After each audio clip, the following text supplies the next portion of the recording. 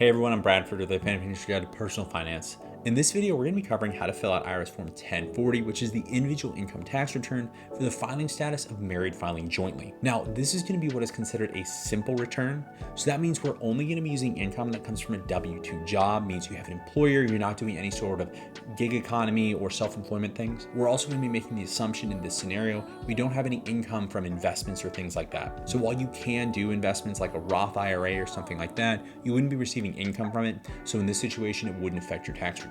Additionally, when it comes to the deductions, we're going to be using the standard deduction that's offered by the IRS for tax year 2024, filing in 2025. We're not going to be bothering to itemize our deductions. And now when it comes to credits, the only credits that we're going to be using in this scenario are going to be the child tax credit, because in this scenario, we're going to be assuming that we have 2 kids that we're able to claim on this form. Now, with those assumptions in mind, let's jump into the 1040 and start from top to bottom, and I'll walk you through each step. Starting out at the top here, you want to make sure you have the right return for the right year. So this one does show 2024, so we know we're in the right place to start. So the first part is just filling out your personal information, so that way the IRS can identify who you are. So in this one, myself, I'm going to be saying my name is John E. Smith, put in my social security number, and my wife is going to be Jane D. Smith with her social security number. And then we're just going to put our home address with number and street, what city we live in, state, as well as then our zip code. We're not in a foreign country, we're not expats or anything like that, so we don't have to worry about this line. You do have the option to be able to contribute $3 for yourself and or your spouse in the presidential election campaign. Not something that I do, but that is something that is available to you. Next up, we're going to be going down here. This part is very important because this can really mess you up if you choose it wrong. We are using married filing jointly, so we want to make sure we have that box checked right here. Now, continuing down here, digital assets, we're going to say no for 2024. And just the thing to know about digital assets is you can have gone out, you can have purchased your Bitcoin, your Ethereum, your Solana, whatever it is. You can buy and trade your US dollar for cryptocurrency, NFT, things like that. And you don't have to mark yes on this form. The only time when you have to mark yes is when you are starting to make money from cryptocurrency, or as it says, digital assets, or if you're being paid in cryptocurrency for a job or something like that. But you can purchase it, you just can't, that's all you can do, and be able to check no on this box. So that kind of covers digital assets. So continuing down here, standard deduction, being able to know, can somebody else claim you? So if you're a young adult and you're off in college and your parents are still providing a lot for you, they might be able to claim you on your taxes. Just be aware if somebody else is claiming you on their taxes or not, because that does affect your tax return. We're going to assume John and Jane, nobody else can claim them, so we're going to leave this spot blank. And then age, blindness, we're not going to mark anything here because the people on this return are in the prime of their life. Fortunately, it's not something they have to worry about. Now, if you are claiming your children, make sure you have their full name as well as their social security number. So we have Johnny Smith with his social, saying that he is our son. Child tax credit, yes. We're not going to mark credit for other dependents. And then Janet Smith, social security number, daughter, child tax credit. Now, if you have a question about credit for other dependents, you can just type in IRS Form 1040 instructions, and then they do have a line-by-line section that you can go through. This credit for other dependents is going to be for people that are not your children. Let's say you're taking care of an elderly parent, you would be potentially eligible for the credit for other dependents in that section.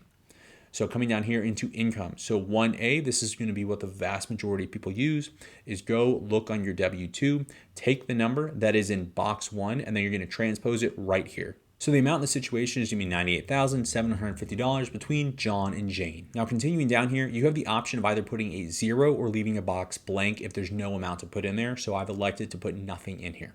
The other thing I want to make you aware of is you'll see that you have the option to either round all your numbers or put the cents that correspond to each box. You just have to pick one or the other and make sure you're consistent throughout the entire form.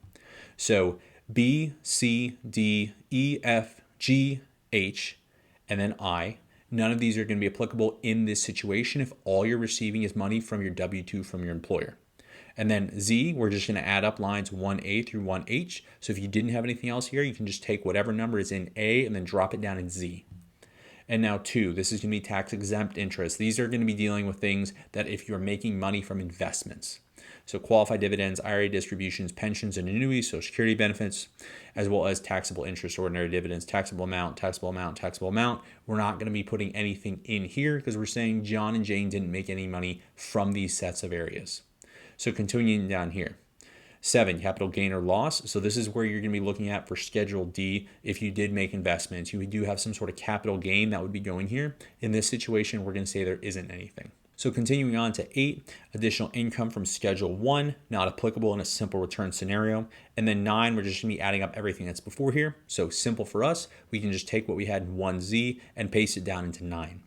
And then 10, adjustments to income from Schedule 1, line 26. That's going to be blank.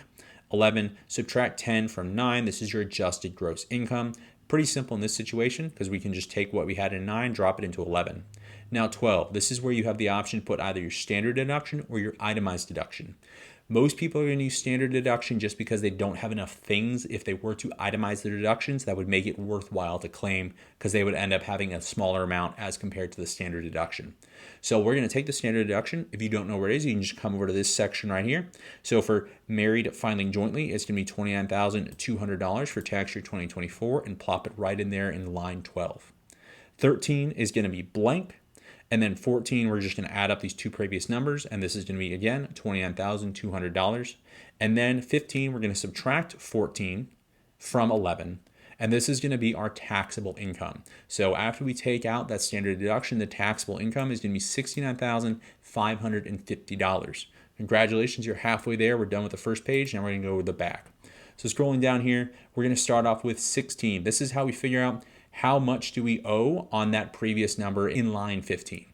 So fortunately, if you make less than $100,000, you can just go use the IRS tax tables. Basically, you go down, you find out how much money you made, you find what section it is, they break it up into $250 increments, and then you're going to follow the chart over to see what your filing status is. And it'll tell you exactly how much you owe based on the amount of money that you made. So for in this instance, it's going to be $7,879. Now, if you are just doing a simple return, you're not going to be worried about 8814 or 4972. And then in this box, if you go over to the IRS instructions, there's a variety of other things that could be on here, but for a simple return, it's not going to affect you. Now 17, Schedule 2, line 3, not applicable here. And then we just add up the numbers. So we can just take what we had in 16 and drop it down into 18. Now 19, this is going to be child tax credit or other dependents from a Schedule 8812. So I know each child, you can claim $2,000 for the child tax credit. Now to be aware, if you are filing and mailing this in by yourself, you do still have to fill out Schedule 8812. If you're curious how to do that, we have a video right here. But this amount is going to be $4,000 since we have 2 children we can claim. 20, not going to put anything in there. 21, we're just adding up 19 and 20. So this is going to again be $4,000, just copy and paste. 22, we're going to subtract 21 from 18. So we're going to say 7879 minus 4,000, and that's going to give us 3879. We don't have anything to go in 23 because we're not doing any sort of self-employment tax. And then we can figure out our total tax just by taking this number from 22 and then dropping it right into 24. So that's the total amount of taxes that we would owe in tax year 2024. Now moving on to the next section, this is going to deal with how much money have we already paid to the federal government. Now most people, their largest amount is going to come from right here, so 25A. How much did your employer withhold on your income? So in this instance, we would go over to our Form W-2. We would see how much federal income tax was already withheld. So we just copy and paste it here. So in this instance, between John and Jane, their employer held $8,571. Now, from 1099s, we're not going to have anything there if we just had W-2 income. Same thing with other forms, and then we just add these numbers up. So in this instance, since these are blank, we're just going to take 25A and drop it into 25D. Now 26, if you're just doing W-2 income, you're probably not going to be doing any sort of estimated tax payments. If you are doing a gig economy, some sort of self-employment where you're making money and there isn't somebody above you to withhold that money and pay it on your behalf, you are going to need to be doing estimated tax payments. But in this situation, we're just going to leave it blank. 27, earned income credit. John and Jane make too much money to be eligible for this in this situation. Additional child tax credit, not going to be a player here. American Opportunity Credit is not going to be a factor here. Neither of them are in college. This section, blank, so nothing to do there. 31, amount from Schedule 3, not going to be a factor in this scenario. And then we're going to go down 32. We're going to add lines 27, 28, 29, 31. Fortunately, nothing in there, so we can just leave box 32 blank. And then 33 is adding up lines 25D, 26, and 32. So this is our total payments. And then we can just copy what we had in 25D and drop it down in here into 33. Now here's the fun part. Because we do, in fact, in this situation, are owed a refund from the IRS, so we're going to get money back in our pockets. So if line 33 is more than 24, subtract the lines, and this is the amount we overpaid. So it looks like I left this spot blank, but the amount is going to be $4,692. And then in 35A, this is how much money we want refunded to you. Always choose all of it unless you have some sort of self-employment business where you're going to want to just take some of that amount of money and put it towards your self-employment taxes or your quarterly tax estimates. So that way you don't have to take as much money out of your cash flow to do it. But in this situation, if you're just W-2, always keep that money, take all of it and give it back to yourself. Then you'll just fill out your routing number, account number, what type of account you want that money sent to, and it'll be back in your account pretty quick. Like I already said, 36 amount you want to your 2025 estimated tax. If you just have a simple return, make sure you leave this blank. You don't want to be giving the government a interest-free loan on your behalf. You want that money back working for you instead. 37, 38, since we don't owe any money in this situation, we can leave that blank. Third-party designee, this would be if you're using some sort of tax preparation software or CPA, but since we're not, we can just check this no. And then coming down to the end here, you're going to have your signature, your spouse's signature, date, whatever your occupation is. I said that John and Jane were teachers, and then put the IRS PIN that they gave you, which is the identity protection PIN. And then at that point, you have finished up your IRS 1040. Now, in this situation, we do still have an additional schedule to fill out, and it's going to be Schedule 8812 to be able to claim that child tax credit, so don't forget that. Now, fortunately, if you do have a simple tax return, it's just like the name says, it's rather simple. And at this point, you can move on. If you do have any sort of more complex tax situation, especially if you feel it's a little bit above your head to be able to do it correctly, you definitely want to check out our playlist right here of all the different ways you can get somebody else to file your taxes and you don't have to pay a dime. I want to thank you for watching today. And from your first penny to your first million, we're here to help.